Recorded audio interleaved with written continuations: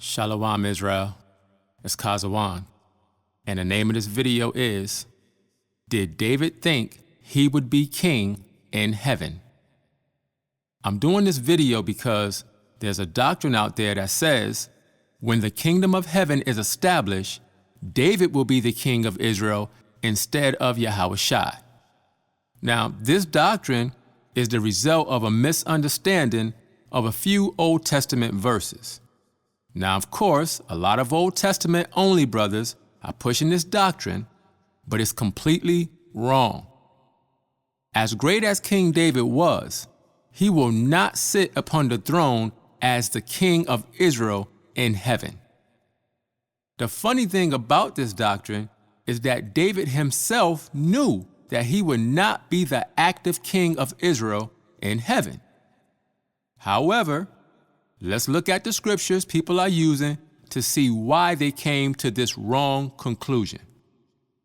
This is Ezekiel 34:23. It says, "And I will set up one shepherd over them, and he shall feed them, even my servant David. He shall feed them, and he shall be their shepherd." 24. "And I, Yahweh, will be their God, and my servant David a prince among them. I, Yahweh, have spoken it." So here we see the Most High saying that in the future, he would set up one shepherd over the whole nation of Israel, and he refers to that shepherd as David. All right, let's go to Ezekiel 37:23. It says, "Neither shall they defile themselves any more with their idols, nor with their detestable things, nor with any of their transgressions. But I will save them out of all their dwelling places wherein they have sinned, and will cleanse them. So shall they be my people, and I will be their God." Here's the point. 24. "And David my servant shall be king over them, and they all shall have one shepherd. They shall also walk in my judgments and observe my statutes and do them." So we see this verse says, David his servant shall be king over all Israel. Let's look at another one. This is Hosea 3:5. It says, "Afterward shall the children of Israel return, and seek Yahweh their God, and David their king, and shall fear Yahweh and his goodness in the latter days." Again, this verse says the time would come in the future when Israel would seek after the Most High and David their king. Now, let's look at one last example. This is Jeremiah 30:8. It says, "For it shall come to pass in that day, saith Yahweh of hosts, that I will break his yoke from off thy neck, and will burst thy bonds, and strangers shall no more serve themselves of him." Verse 9, "But they shall serve Yahweh their God, and David their king, whom I will raise up unto them." So this is the fourth verse that mentions David being the ruler over the nation of Israel in the kingdom of heaven. So you can see why some people might believe that David will be resurrected to be king over the nation of Israel. Jeremiah 30:9, it says, "David their king," and it also says, "whom I will raise up unto them." Now, this seems to be pretty clear. However, the last part of the verse is severely misunderstood. The statement, "whom I will raise up unto them," is not a reference to the resurrection of David. It's a reference to someone being raised up from the seed line of David. See, this is known as the Davidic kingly line, which are the descendants of David that sat upon the throne, starting with King Solomon. Again, it says, "David their king, whom I will raise up unto them." In other words, the Most High would raise up someone from the seed line of David and establish that man as the king of Israel. Let's go into the precepts to prove what it means when it says, David their king, whom I will raise up unto them, because it's not talking about David being resurrected. Let's go to Genesis 38 and verse 8. It says, And Judah said unto Onan, Go in unto thy brother's wife and marry her. Watch this. And raise up seed to thy brother. Now, what was Judah telling Onan to do? He was telling Onan to have sex with the woman to raise up or produce offspring to his brother. This has nothing to do with resurrection. This is talking about the continuation of a line by raising up descendants of that line. Watch, let's look at another example. This is Deuteronomy 25 and 7. It says, And if the man like not to take his brother's wife, then let his brother's wife go up to the gate unto the elders and say, My husband's brother refuseth to raise up unto his brother a name in Israel. He will not perform the duty of my husband's brother. See, the man in this verse refused to do his brotherly duty according to the law by giving this woman a child. Again, we see how a man is raised up through the continuation of his seed. This is exactly how David was raised up, and this is how David will be king. He will not sit upon the throne himself, but his offspring will. See, the thing is, David knew that he would not be the king of Israel in heaven, because the Most High used Nathan the prophet to explain to David that he was the start of a dynasty of kings. Watch this. 1 Chronicles 17 and 11. It says, And it shall come to pass, when thy days be expired, when David dies, it says, that thou must go to be with thy fathers. Watch this. That I will raise up thy seed after thee, which shall be of thy sons. Watch this. And I will establish his kingdom. So David understood that he was the king at that time, but the Most High was going to raise up his son after him to sit on the throne as king. See, that was a promise given to David from the Most High. Now let's read this same prophecy in 2 Samuel chapter 7, verse 12. It says, And when thy days be fulfilled, and thou shalt sleep with thy fathers, after David dies, it says, I will set up thy seed after thee, which shall proceed out of thy bowels. In other words, David would have a son. It says, And I will establish his kingdom. Again, the Most High promised David that his son would sit on the throne of Israel as king. See, the Most High never promised David that he would raise him from the dead and make him king over Israel. He promised David that he would raise up a son from his loins and make him king over Israel. You see, David never thought he would be the king over Israel in heaven. He understood perfectly that the promise was that someone from his lineage would always be on the throne. Watch this. Verse 13, it says, He, the offspring of David, shall build an house for my name, and I will establish the throne of his kingdom forever. Now, let's jump down to verse 16. The Most High is still talking to David. It says, And thine house and thy kingdom shall be established forever before thee. Thy throne shall be established forever. See, David's throne is established forever. But how? Through the lineage of his sons sitting on the throne. Again, this is the Davidic dynasty, a line of kings from the loins of King David that continually sat upon the throne. This is why those verses said that David, their king, will be raised up unto them. It's not a literal reference to David himself. It's a reference to someone from David's lineage who the Most High would raise up to sit on the throne.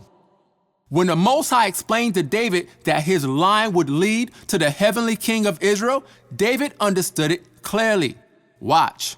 Let's go down to verse 25.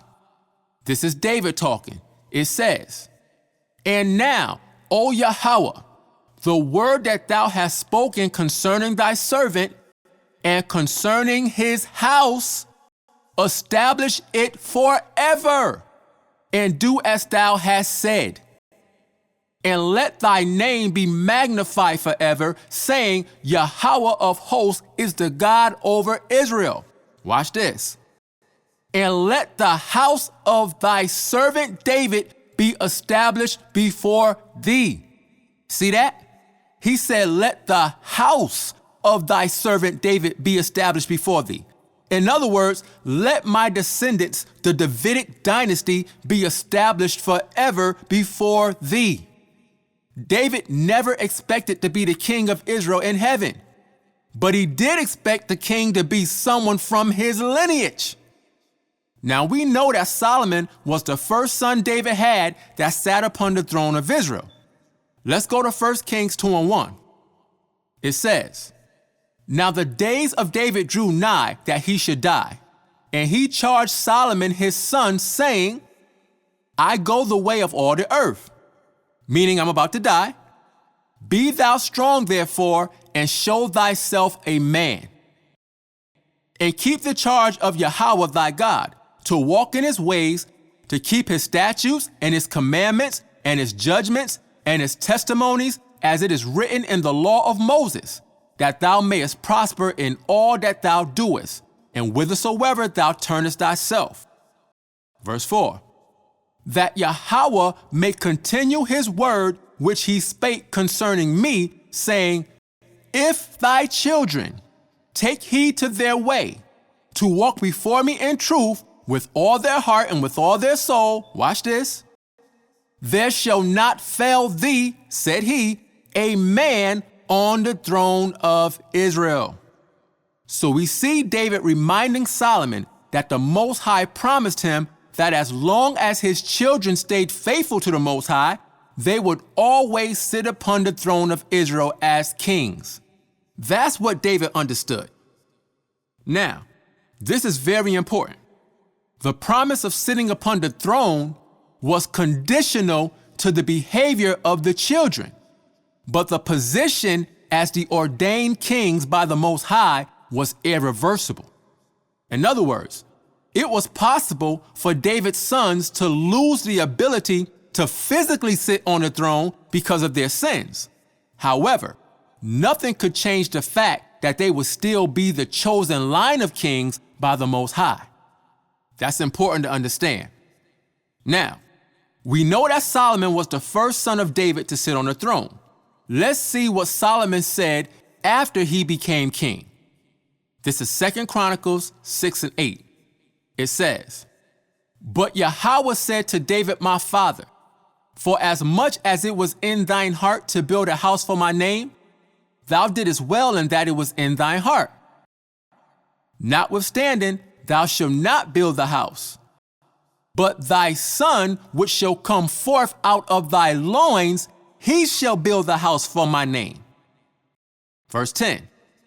"Yahweh therefore hath performed his word that he hath spoken." What word? Watch this. This is Solomon talking. "For I am risen up in the room of David my father, and am set on the throne of Israel, as Yahweh promised, and have built the house for the name of Yahweh, God of Israel." Now notice that Solomon said he was raised up in the room of David his father. This is what the scriptures mean when they say that David their king shall be raised up unto them. It's not talking about the resurrection of David as the king. It's talking about the kingly line that comes from David. This line leads to the final king of Israel in heaven. How do we know that? Look at this. This is Jeremiah 23:5. It says, "Behold, the days come, saith Yahweh." Watch this. "That I will raise unto David a righteous branch, and a king shall reign and prosper, and shall execute judgment and justice in the earth." Now, it doesn't get any clearer than this. Jeremiah 30:9 says, "David their king, whom I will raise up unto them." And people are saying that that means David will be king in heaven. But here we see Jeremiah prophesying that a righteous branch would be raised up unto David. In other words, Jeremiah was saying at that time that someone would come through David's lineage in the future, and he would be the king of Israel. This particular king would execute judgment and justice on earth. Now, everyone should be able to clearly see that this is not talking about King David. It can't be, because the prophecy states that someone would come up out of his line. Now, when David died, Solomon took over, and the Most High established his throne. But Solomon died too. So when Solomon died, he had a son, Rehoboam, who took over. Let's read that. 1 Kings 11, verse 43. It says, "And Solomon slept with his fathers, and was buried in the city of David his father. And Rehoboam his son reigned in his stead. After Rehoboam died, his son Abijah took over as king." Now the same pattern repeated itself. A king would come up, that king would die, and his son would come on the throne. So there had to be a future king coming to fulfill the prophecy. Now, let's go to Psalms 89:35. It says, "Once have I sworn by my holiness that I will not lie unto David." Verse 36, "His seed shall endure forever." Watch this. "And his throne as the sun before me." So we see that David's throne would always exist. How? Through his sons. It said, "His seed shall endure forever," meaning there would always be a rightful king. See, this is a concept that we have to understand. David was raised up through his children, not himself. Now, of course, David will be in the kingdom of heaven, and he will still be recognized as a king. It's the same way today that presidents are elected, and after their term is over, they are still called president. But they are no longer the active president. It's the same thing. Now, the Most High swore to David that one of his descendants would be the king of Israel. Let's get one more verse. This is Psalms 132:11. It says, "Yahweh hath sworn in truth unto David, he will not turn from it. Of the fruit of thy body will I set upon thy throne." Again, the promise was that someone from David's loins, meaning someone from his lineage, would sit upon the throne. David understood what the Most High was saying. Now, I could go a lot deeper on this topic, but I just wanted to show that David will not be the king of Israel in heaven. I also wanted to show that a lot of verses that people are using that they think are talking about David are in fact not talking about David. I get these same verses thrown at me all the time, especially from the Old Testament only brothers. What about Ezekiel 37:24, Hosea 3:5, Jeremiah 30:9? It says David their king. Yes, it says David their king, but it's not literally talking about David the man. It's talking about someone who is raised up out of the line of David. Now let me say this in conclusion. I waited the whole video, but I'm not going to end it without saying very plainly that the man who fulfills all this is Yahushua. However, that's not the focus point of this video. Hear me clearly. The focus of this video was to prove that those verses are not talking about David ruling as king in heaven. I did it this way on purpose because what people will do is ignore the whole video and say, prove it's talking about Yahweh Shai, instead of dealing with the fact that it's not talking about David. You see, that's what people like to do. They ignore all the holes in their doctrine and then attack yours instead. So let me say this. If you don't believe that it's talking about Yahweh Shai, that's fine. Do your own video proving that it's not. But on this video, you got to deal with the fact that these verses that we looked at are not talking about King David ruling in heaven. Deal with that, because that's the point of this video. So I'm going to end it here. It's not a long video, but as always, I hope somebody got some understanding. And with that, I say, Shalom.